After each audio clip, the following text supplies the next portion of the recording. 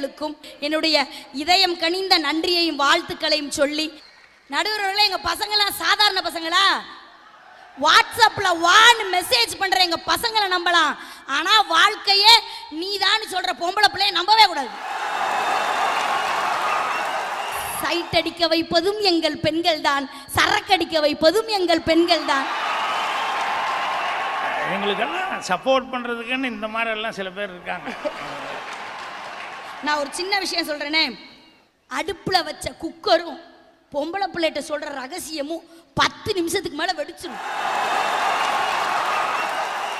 புதுசா போன் வாங்கினவனும் புதுசா பொண்ணு கட்டினவனும் அன்னைக்கு ராத்திரி பூரா தூங்க மாட்டாங்க, அப்படியே மந்திரிச்சோட்ட கோழி மாதிரியே தெரிவாங்க.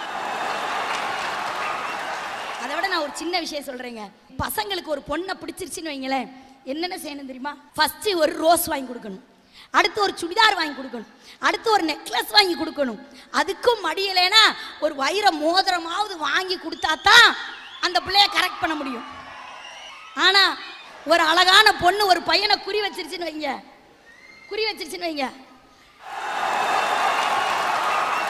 பொண்ணுனா சிக்கன் இருக்கணும், போன்னா சிக்னல் இருக்கணும், சிக்னல் இல்லாத போனும் சிக்கன் இருக்கிற பொண்ணும் பசங்களை சுத்தல்லையா விடும்.